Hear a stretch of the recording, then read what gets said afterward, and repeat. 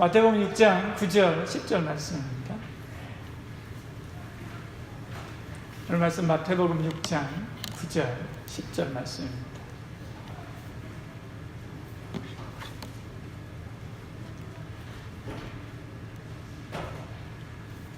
앞에 화면에 나와 있으니까요, 같이 읽겠습니다.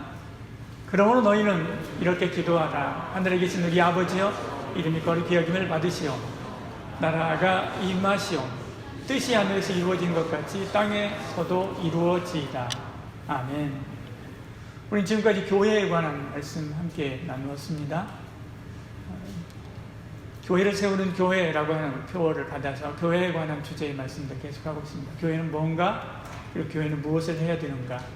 첫 번째, 예배해야 된다. 두 번째, 가르치고 훈련해야 된다.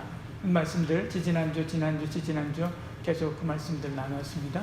오늘은 그 세 번째 시간입니다. 증거해야 된다.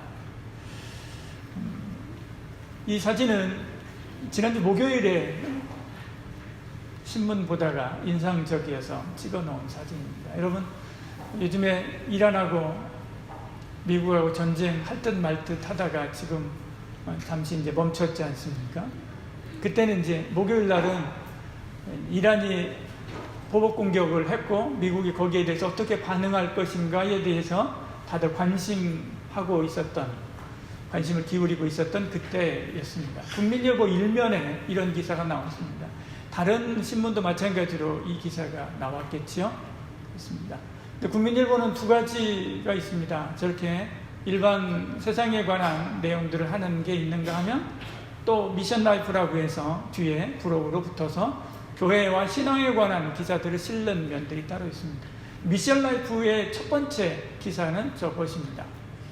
미국이 이란과 갈등하는데 이것이 장기화될 것 같다. 그러면 최악의 상황이 나면 전쟁이지요. 그러면 난민들이 많이 나올 텐데 그들을 위한 우리가 사역을 해야 되지 않겠느냐. 그 사역을 우리가 준비해야 되겠다라고 하는 그런 기사였습니다. 이걸 보면서 이렇게 극명하게 차이가 나는구나 라고 하는 생각을 했습니다. 우리는 하나님의 나라에 속해 있으면서도 이 세상 나라에 속해 있지 않습니까? 이 일면의 기사는 세상 나라에 속해 있는 이 세상 나라의 관심, 최고의 관심사를 보여줍니다. 저걸 죽여 살려? 라고 하는 거죠. 미국이 이란과 전쟁을 해서 서로 힘겨루기를 하고 싸워 그래서 죽일까 말까 라고 하는 이야기들, 그것이 세상 관심사의 핵심입니다. 그런데 하나님 나라의 관심사의 핵심은 뭡니까? 살려? 저 사람들 어떻게 살릴까? 어떻게 살릴까? 사람들이 죽어나갈 텐데 어떻게 그들을 위하고 어떻게 그들을 살리고 어떻게 그들을 구해낼 것인가에 대한 것에 초점을 맞추고 있는 것을 봅니다. 이렇게 하나님 나라와 세상 나라 사이에 끼어있는 우리 함께 같이 공존하지 않습니까? 우리는 대한민국 국민이면서도 하나님 나라의 백성, 저 천국 백성, 거룩한 백성 아닙니까? 이 두 나라 사이에 끼어있습니다. 끼어있는 우리가 어떻게 무엇을 위하여 살아야 될 것인지를 분명하게 보여주고 또 이야기하고 있는 그런 장면입니다. 우리는 두 나라 사이에 끼어있습니다. 같이 읽어볼까요? 내가 그 둘 사이에 끼었으니 차라리 세상을 떠나서 그리스도와 함께 있는 것이 훨씬 더 좋은 일이라. 그렇게 하고 싶구나. 바울의 말입니다. 내가 하나님 나라에 가고 싶다. 내가 하나님 나라 백성으로 이 땅에 사는데 참 고달프고 힘들다. 나 하나님 나라에 아예 올라가고 싶다라고 하는 말이지요. 아예 올라가고 싶다. 그런데 그것이 훨씬 더 좋으나 그러나 내가 육신으로 있는 것이 너희를 위하여 유익하다. 그렇지만 나는 이 땅에 있어야 되겠다. 좀 더 있어야 되겠다. 그래서 너희들을 위한 하나님 나라의 사역, 생명의 사역들을 조금 더 해야 되겠다라고 이야기하고 있는 것을 봅니다. 성도된 저와 여러분, 하나님 나라 백성된 저와 여러분이 이 땅에 있어야 되는 이유를 분명하게 이야기하고 있는 것입니다. 저와 여러분이 예수 그리스도를 구주로 믿었지 않습니까? 하나님의 자녀가 됐지 않습니까? 그리고 천국에 가지 않습니까? 그러면 내가 바로 천국에 가면 되는데 그런데 왜 여기에 남아있느냐? 왜 여기를 하나님께서 또 남아있으라고 하시느냐? 그렇죠? 그것은 바로 이 세상 나라에 하나님 나라에 가치를 가지고 이 세상 나라를 위하여 하나님의 생명의 복음을 증거하는 이 일을 위하여 우리를 남겨놓는 거죠. 그것이 이 나라를 위한 것이고 또 이 땅 백성들을 구원하는 하나님의 놀라우신 은혜이고 뜻이기 때문에 그렇습니다. 우리는 이 두 나라 사이에 끼어 있습니다. 그러면 우리뿐만 아니라 교회가 여기 이 두 나라 사이에 끼어 있는데 교회가 해야 될 일이 뭐냐? 그러면 해야 되는데 이 나라를 위해서 이 세상 나라를 위해서 하나님 나라의 가치를 가지고 우리가 뭔가를 하면서 살아야 되는데 그러면 구체적으로 그게 뭐냐 이거죠. 오늘 읽은 성경 마태복음 6장 9절 10절은 이렇게 말씀합니다. 여기는 세 가지를 이야기합니다. 너희는 이렇게 기도하라 하면서 제일 먼저 하늘에 계신 우리 아버지의 이름이 거룩히 여김을 받으시오며 아버지의 이름, 아버지의 나라, 아버지의 뜻 세 가지를 이야기하고 있는 것을 보죠. 세 가지를 이야기합니다. 아버지의 이름으로 나가서 아버지의 나라를 세워 아버지의 뜻을 펼쳐가라는 거죠. 이것이 너희들이 기도해야 될 첫 번째 기도라는 겁니다. 이것이 너희들이 또 해야 될 첫 번째 일이라는 것이죠. 그것이 바로 우리의 사명입니다. 이 일을 위해서 교회가 있는 거죠. 이 일을 위해서 성도가 있는 것입니다. 이 일을 위해서 저와 여러분이 있는 것입니다. 이 일을 위하여 사는 것이 천국 백성이죠. 같이 읽어볼까요? 7장 21절 같이 읽습니다. 나더러 주여 주여 하는 자마다 천국에 들어갈 것이 아니요 다만 하늘에 계신 내 아버지의 뜻대로 행하는 자라야 들어가리라. 천국에 어떤 사람이 들어간다고요? 아버지의 뜻, 그 아버지의 뜻대로 사는 사람, 아버지의 뜻대로 하나님의 이름이 이 땅에 거룩히 여김을 받으시며 그리고 이 땅에 있는 죽어가는 영혼들을 살려내고 하나님의 나라를 이루어가는 것, 이것이 바로 천국 백성이라는 겁니다. 그런 사람이 천국에 들어가는, 그런 사람이 영생을 얻는 영생인인 것입니다. 그러면 아버지의 뜻이 도대체 뭡니까? 아버지의 뜻, 좀 더 구체적으로 들어가서 아버지의 뜻, 우리의 구원입니다. 예수님께서 하나님 아버지의 뜻을 따라 이 세상에 오셨습니다. 그 뜻은 당신이 십자가에 죽으시고 우리를 살리는 것이었죠. 갈라디아서 1장 4절에 말씀하지 않습니까? 아버지의 뜻을 따라 오셨다 이거죠. 그리고 자기 몸을 우리를 위해서 주셨습니다. 그리고 우리를 살린 거죠. 이게 바로 아버지의 뜻이었습니다. 주님은 이 사실을 너무나 잘 알았습니다. 그래서 십자가를 지시기 직전에 겟세마네 동산에서 땀이 피가 되도록 기도하실 때 주님께서 이렇게 말씀하지 않습니까? 아버지의 뜻이거든. 내가 십자가에 죽는 것이 아버지의 뜻이거든. 내 뜻 말고 아버지의 뜻대로 하옵소서. 아버지의 원대로, 아버지의 뜻대로 하옵소서. 그리고 아버지의 말씀에 순종한 것을 보지요. 그 뜻대로 예수님께서 십자가에 죽으시고 우리를 살리셨습니다. 이렇게 하나님 아버지의 뜻대로 십자가에 죽으시고 다시 사흘 만에 다시 살아난 주님께서 제자들을 만나서, 부활하신 주님께서 제자들을 만나서 무슨 이야기를 합니까? 너희는 가서 모든 민족을 제자를 삼아 그들을 구원해라. 지난주에 말씀 나눴지 않습니까? 구원해라. 그들을 살려내라.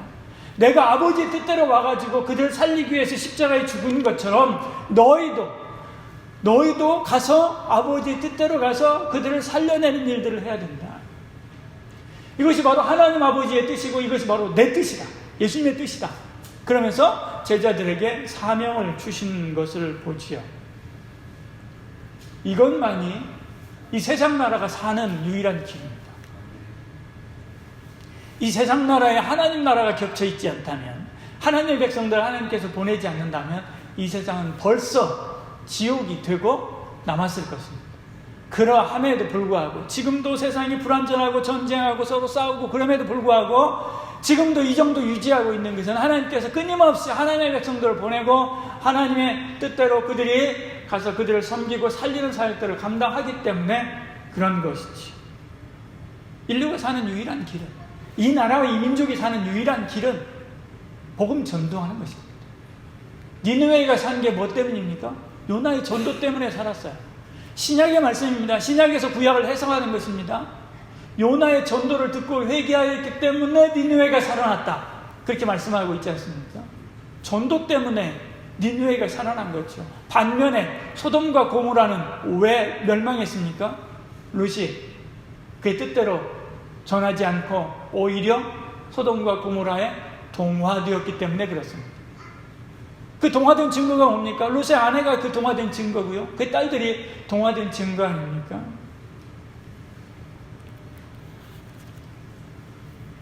교회가 바로 서지 않으면 이 나라가 무너집니다. 교회가 바로 서지 않으면 사회가 썩어집니다. 하나님의 심판이 임하게 되지요. 예수님께서 이 땅에 오신 것도 그래서 전도하려고 왔습니다. 내가 전도하려고 왔다. 마가복음 1장 38절에 말씀하지 않습니까? 그러고 나서 부지런히 전도하러 갔습니다. 마가복음 1장 38절 이 맥락에 보면요, 예수님께서 전도하러 다닌 마을이요 200여 마을이 됩니다. 부지런히 전도하러 발품 팔아서 다니신 거죠. 주님을 따랐던 12사도가 다 전도하다가 순교했습니다. 그 사도로부터 배운 속사도들이 다 전도했습니다. 그 후에 지금도 마찬가지로 전도 부지런히 하고 있지 않습니까? 바울은 빚진 자가 빚을 갚기 위해서 일하는 것처럼 복음의 빚진 자로서 빚 갚느라고 내가 죽으라고 전도한다라고 이야기합니다. 빚진 자가 빚 갚듯이요. 심지어 앞에 봤던 빌립보서 1장 23절의 말씀처럼 천국 가는 것을 미루어 가면서까지도 바울은 뭐가 있습니까? 복음 전하는 그 일에 애쓰고 충성하다가 결국 순교당하는 것을 보지요. 그러면 하나님의 구원사역의 중심에는 언제나 교회가 있었고 복음 전하는 전도자들이 있었던 것을 보지요. 교회가 그 사역을 완수하면 이 세상 역사는 끝나고 맙니다. 복음이 모든 민족의 증거들이니 그제야 끝이 오리라 말씀하죠. 여러분, 교회가 아무리 멋진 건물, 아무리 거룩한 예배, 아무리 많은 교인이 있다 할지라도 전도하지 않고 선교하지 않는다면 그 교회를 교회라고 할 수 있습니까? 여러분, 그 교회를 교회라고 할 수 있습니까? 그것은 교회만이 아닙니다. 성도도 마찬가지입니다. 그런데 왜 전도 안 합니까? 성도를 성도라고 할 수 있습니까? 성도가 받은, 교회가 받은 첫 번째 사명, 교회를 향한 하나님의 첫 번째 뜻이 바로 그것이기 때문에 그렇습니다. 우리에게 주신 비전, 학교교회 세우는 거, 일터교회를 세우는 거, 마을교회를 세우는 거, 우리에게 주신 이 비전은 다 사실은 전도하라는 것입니다. 예배하고 찬양하고 복음 전하는 것이 금지되어 있는 공교육 현장에 들어가 그곳에서 죽어가는 다음 세대를 위해서 복음 전하라는 거지. 이게 바로 학교교회 비전입니다. 일터교회 비전은 그겁니다. 죽도록 가서 일하고, 그래서 버는 돈 가지고 죽도록 써대고, 그리고 죽도록 맛있는 거 먹으러 쫓아다니다가 결국에 죽잖아요. 그런 불쌍한 인생들에게 찾아가서 죽도록 일만 하고 죽도록 벌어가고 죽도록 쓰다가 죽지 말고 가서 생명의 복음을 듣고 새로운 삶을 좀 살아라. 죽음 이후에 또 다른 것이 있다. 이 땅이 마지막인 것처럼, 이 땅이 전부 다인 것처럼 생각하고 죽도록 먹고 그리고 죽도록 일하고 죽도록 그렇게 하다 놀다가 죽어버리지 말고 하라.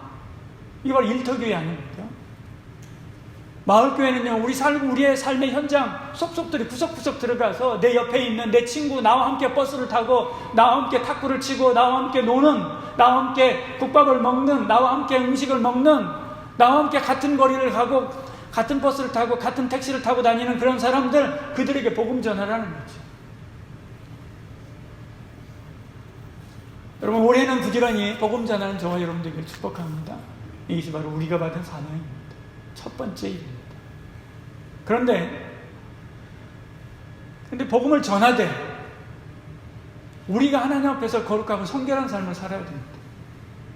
하나님께서 놀라운 은혜의 생명의 구원의 통로로 교회를 삼아주셨는데 우리 교회는 그런 통로입니다. 축복의 통로이고 복음의 통로이고 생명의 통로입니다. 성도가 그런 통로입니다. 그런 통로로 삼아 주셨는데 그런 통로가 오염되어 있으면, 그러면 오히려 복음 전하지 않은 것보다 더 못한 경향이 있습니다. 저 1년 후배는 창원에 목회하고 있는 친구가 있습니다. 그 친구는 성도들에게 그렇게 이야기한답니다. 제발 전도하러 다니지 말라고. 당신들의 삶이 개체반인데 가서 전도하면 오히려 주님의 얼굴을 먹칠하는 것이다. 먼저 하나님 말씀과 기도로 자신을 바로잡아라. 자기는 전도하지 말라고 한대요. 그 친구는 원래부터 좀 특별한 친구였는데, 목회도 특별하게 합니다.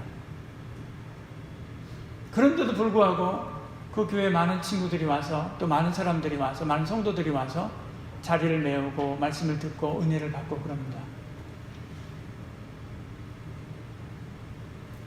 저도 거기에 전적으로 동의하는 것은 아니지만 그 친구가 그런 이야기를 하는 취지는 압니다.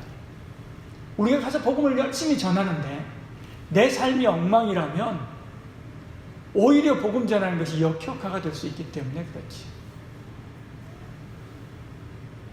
2017년 타임즈 표지입니다. 미국의 미시간주에 수도관이,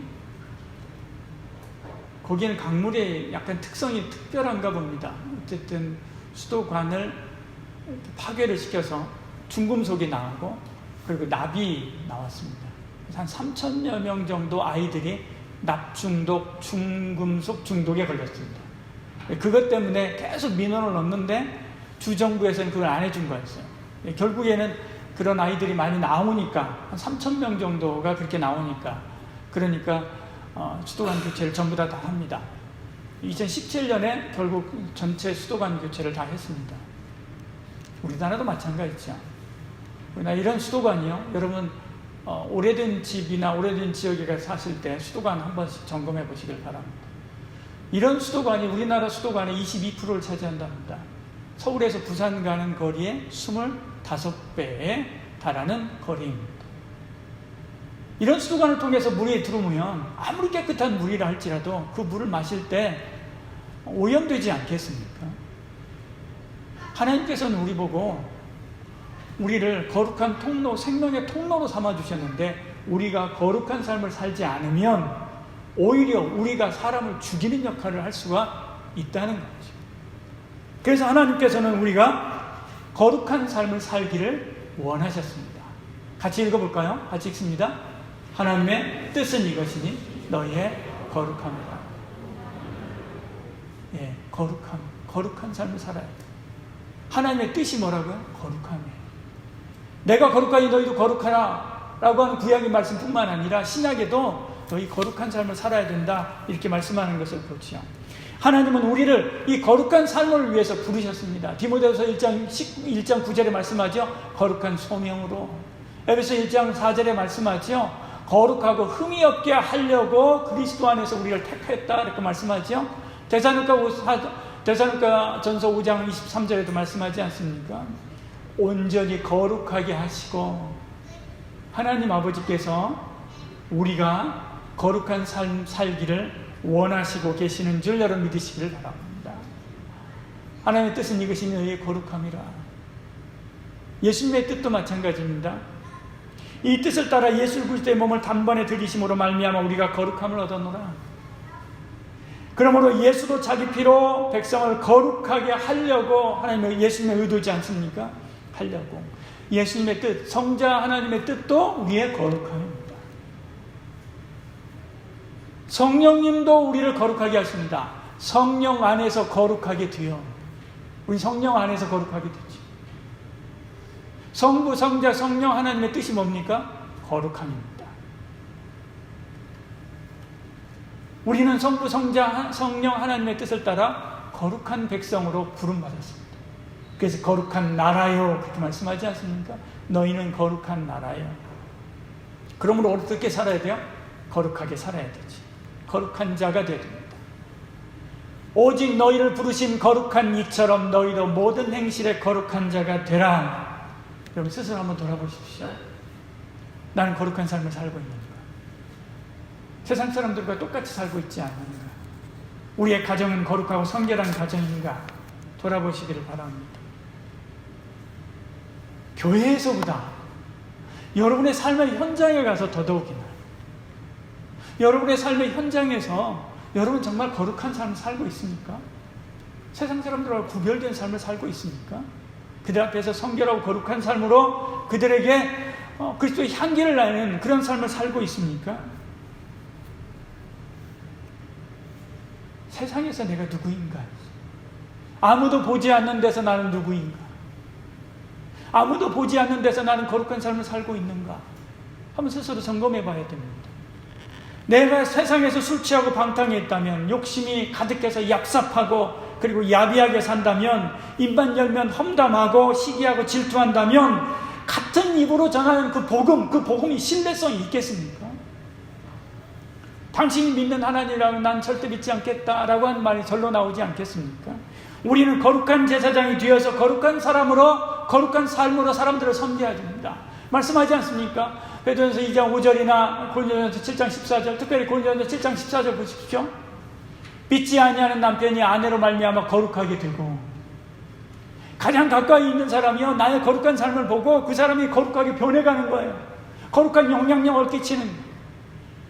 남편이 아내가 아내에게, 아내가 남편에게, 부모가 자식에게, 자식이 부모에게, 친구가 친구에게, 선배가 후배에게, 후배가 선배에게 거룩한 영향력을 끼치는 것, 이게 바로 하나님 아버지의 뜻입니다.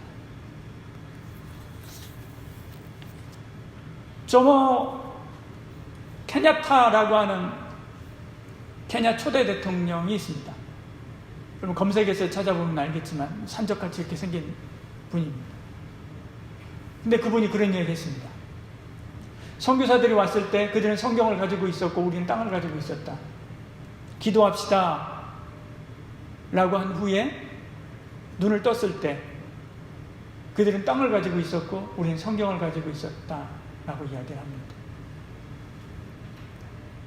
근데 선교사들이 땅끝까지 나가 복음을 증거하고 한 그때에 순교하면서 희생하면서 수많은 선교사들이 죽어가면서 복음을 전했던 바로 그때에 뒤에 제국주의자들이 따라오지만 않았더라도 세계는 벌써 다 복음화 됐을지도 모릅니다. 입만 번지르한 그런 이들 때문에 선교사들의 그 희생이 물거품이 된 거지. 여러분, 이 케냐 초대 대통령의 이야기는 지금도 우리 삶의 각 분야, 각 다방면에서 지금도 현재 일어나고 있는 일들입니다. 그래가지고 예수 믿을 수 있게, 할 수 있겠습니까? 거룩하게 살아야 됩니다. 뭘 하는 것보다도 먼저 우리 자신이 하나님 앞에 거룩한 삶을 살려고 노력하시고 스스로를 말씀으로 쳐서 복종시키고 말씀과 기도로 하나님 앞에서 새로워지는 저와 여러분 되기를 축복합니다. 하나님의 말씀과 기도로 거룩하여집니다. 다른 게 없습니다. 말씀과 기도로 거룩하여지고 말씀과 기도로 성령 의지할 때 성령께서 우리를 거룩하게 하시는 줄 여러분 믿으시길 바랍니다. 근데 더 나가야 되죠. 하나님께서 우리에게 주신 은혜를 가지고 이제 나가서 그 은혜를 나누는 삶 또한 살아야만 합니다. 예수님께서 선한 사마리아인 비유를 하시죠. 여러분 선한 사마리아인 비유를 여러분 잘 아실 겁니다. 그리고 나서 선한 사마리아인 비유는 제일 끝에 그런 이야기를 합니다. 가서 너도 이와 같이 하라 라고 하는 이야기를 하죠. 선한 사마리아인에 관한 이야기 여러분 잘 아시지 않습니까? 한 사람이 강도를 만났습니다. 레위인도 지나가고 제사장도 다 지나갔는데 유대인 그들이 오히려 천시하던 사마리아인이 와서 위험을 무릅쓰고 자신의 부비를 들여서 그 사람을 데려다가 치료해주고 그리고 끝까지 책임지는 것을 보여주지요. 그러면서 주님이 하시는 이야기가 뭡니까? 너희도 이렇게 해라. 너희도 이렇게 섬기는 삶을 살아야 된다 라고 하는 이야기를 하시는 것입니다. 세상은 그렇지 않기 때문에 그렇죠. 우리도 그러지 않습니까? 얼마 전에 있었던 일이지 않습니까? 대전의 둔산동, 서구 둔산동에서 공항에 가던 택시가 추돌 사고를 냈습니다. 운전기사가 쓰러지고, 그리고 뒤에 탔던 승객들이 골프채 가지고 비행기 타러 얼른 가버리고, 그리고 운전기사 그분 돌아가시지 않습니까? 다른 데가 아니라 대전 둔산동에서 있었던 일입니다. 똑같은 일이죠. 계속 반복됩니다. 이건 세상의 모습이기도 합니다. 다 그렇지는 아니지만 그렇습니다. 그래서 사마리아인법, 선한 사마리아인법에 대한 입법을 하냐 마냐라고 하는 걸 가지고 지금 계속 찬반 논란이 있습니다. 리얼미터에서 조사한 것에 의하면 찬성이 조금 더 높습니다. 찬성이 많이 높네요. 어쨌든 높습니다. 찬성이. 어떻게 될지 모릅니다. 아직 결정 난 것은 아니니까요. 사마리아인법에 대한 이야기를 하려고 하는 것은 아니고요. 왜 사마리아인 이야기를 왜 했느냐? 주님이 왜 했을까? 이 질문으로부터 시작됩니다. 25절에 어떤 율법교사가 일어나 예수를 시험하여 이르되 예수님, 내가 무엇을 하여야 영생을 얻으리까? 어떻게 해야 내가 천국 가지요? 라고 하는 이야기를 합니다. 예수님께서 성경에 뭐라고 되어 있냐라고 이야기하죠. 하나님 사랑하고 이웃을 사랑하라고 했습니다. 그럼 그렇게 하면 되지. 그러면 네가 산다 이야기합니다. 그러면 네가 살리라. 누가복음 10장 28절에 말씀하죠. 네가 구원을 받는다, 영생을 얻는다 이야기합니다. 근데 여기서 일단락된 것 같습니다. 그런데 이 사람의 논의는 계속 이어지게 되죠. 유명한 예수님하고 같이 이야기를 하니까 한마디라도 더 해서 사람들의 주목을 받고 싶었던 것 같습니다. 이 이야기를 계속 이어갑니다. 그러면 이웃이 누구입니까? 라고 하는 이야기를 하는 거지. 그때 예수님께서 사마리아인에 관한 이야기를 하죠.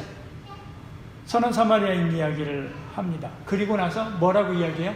너도 이와 같이 하라. 그것이 어떤 사람이라고요? 구원받은 사람이다. 그것이 바로 영생 얻은 사람이다. 섬기는 삶이요, 영생 얻은 사람, 구원받은 사람, 죽어도 다시 사는 사람이 해야 되는 일입니다. 이렇게 하면 안 되고요. 이렇게 떠나가 버리면 안 되고 해야 됩니다. 그런데도 불구하고 세상은 이러지 않습니까?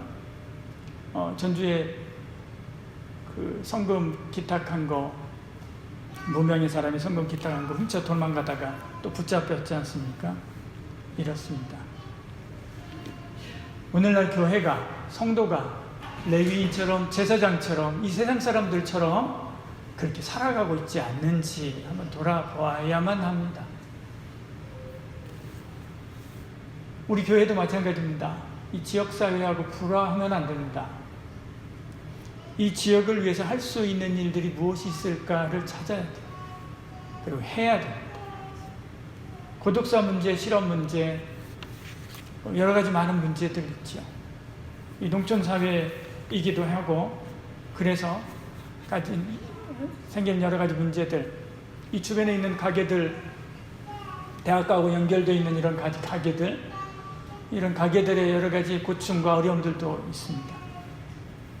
그러니까 그런 일들을 많이 해서 이 지역사회와 함께 공존할 수 있는 방법들을 찾아야만 하고요. 그들을 섬길 수 있는 길들을 열어야만 합니다. 내가 사는 마을, 내가 사는 삶의 현장에서 만나는 그 사람들을 내가 사랑으로 섬기면서,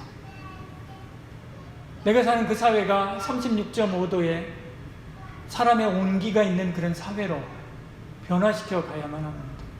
지금 이 사회가 너무나 냉랭해져 있지 않습니까? 그것이 바로 우리가 해야 되는 일이지. 그렇게 섬김을 통해서 그들이 주님을 알고, 그들이 하나님을 알고, 그들이 새로운 인생, 새로운 삶으로 나아갈 수 있도록 하게 하는 것이죠. 구원이 내용이라면 이렇게 섬기고 봉사하는 삶은 그 실천이라고 할 수 있습니다. 세상 사람들은 성경 읽지 않지 않습니까? 세상 사람들 우리 전도의 이야기, 전도하는 이야기요, 잘 듣지 않습니다. 세상 사람들은요, 예배 드리지 않습니다. 세상 사람들은 우리의 말을 믿지 않습니다. 세상 사람들은 우리의 삶을 믿습니다. 베드로전서 2장 12절 말씀합니다. 같이 읽어볼까요? 너희가 이방인 중에서 행실을 선하게 가져 너희를 악행한다고 비방하는 자들로 하여금 너희 선한 일을 보고 오시는 날에 하나님께 영광을 돌리게 하려 함이라. 선한 사마리아인처럼 섬기고 봉사하는 삶으로 하나님께 영광 돌리는 저와 여러분 되기를 축복합니다. 그러려면 자기를 녹여야 됩니다. 자기를 내주어야 되죠. 소금처럼, 촛불처럼, 성냥처럼 자기의 애간장을 녹이기도 하고요. 자기의 물질을 내놓기도 하고, 그리고 자기의 기회를 내놓기도 하고, 그리고 소금처럼 자기의 모양을 허는 거지. 소금이 자기 모양, 자기 자존심 다 헐고요. 다른 음식물 속으로 들어가 간이 밴다고 하지 않습니까? 그때 소금의 역할을 하는 거지. 저와 여러분도 마찬가지입니다. 나는 이런데 아니에요. 나를 다 내려놓고 나를 다 녹이고 그들 속에 순전한 모습으로 들어가, 그들 속에 들어가서 그들에게 맛을 낼 수 있어야 됩니다. 우리 모양으로 승부하는 게 아니에요. 맛으로 승부하는 것입니다. 지난 2006년 한 청년 의사의 장례식장에 4,000명이 넘는 사람들이 몰려왔습니다. 동료 선후배들뿐만 아니라 환자들과 가족들, 병원 청소하는 분, 식당 아주머니, 침대 믿는 도우미들, 모인 그들은 모두 가슴에 뜨거운 눈물을 흘리며 그를 그리워했습니다. 그는 매일 밤 회진을 돌며 조용히 제 손을 잡고 기도해 주었습니다. 기독교인이 아니라 처음에는 거부감이 들고 불쾌하기까지 했지만 어느 날부터 그 청년 의사를 기다리게 되었고 그 청년 의사가 믿는 그 예수님을 한번 믿어보고 싶어졌습니다. 암투병 중인 남편을 간호하느라 몸도 마음도 지쳐 있었는데 그 청년 의사가 다가와 성경책 한 권과 찬양 테이프를 전해주고 갔습니다. 밤새 찬양을 듣고 성경책을 읽으며 얼마나 큰 위로와 힘을 얻었는지 정말 하나님께서 제게 보내주신 천사였습니다.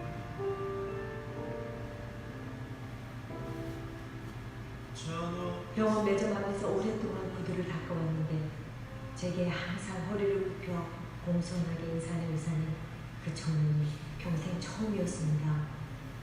그 겸손한 모습에 예수 믿는 사람들을 다시 보게 되었습니다. 그 청년 의사는 퇴원하여 집에서 투병 중인 아들을 잊지 않고 찾아와 늘 격려해주고 꿈을 심어주었습니다. 아들은 아직 침대에 누워있지만 이제 다른 사람들과 교회들, 열방을 위한 중보 기도자가 되었습니다.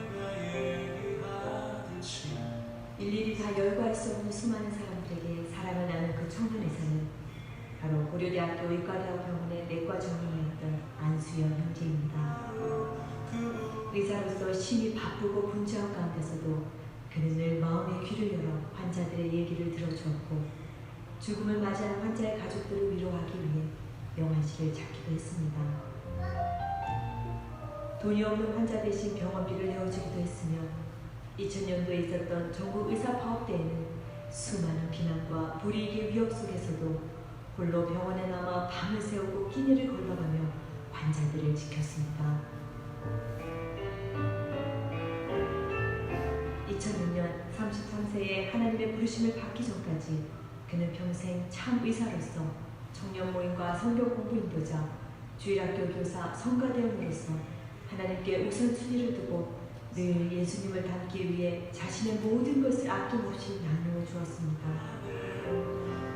비록 예수님과 같은 짧은 생애였지만 그의 소망대로 하나님은 그를 통해 수많은 사람들에게 생명을 전하게 하셨고 그를 수많은 사람들이 예수님을 기억하도록 돕는 매체가 되게 하셨을 뿐 아니라 그를 만난 사람들의 마음속에 이제 그의 삶을 예수님의 흔적으로 남게 하셨습니다.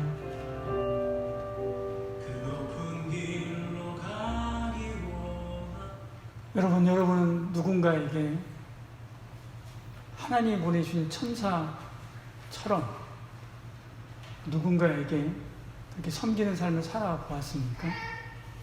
누군가의 입술 속에 누군가가 그렇게 고백하기를 저 사람은 과연 하나님이 나에게 보낸 천사구나 라고 이야기할 만한 삶을 살아본 적이 있습니까?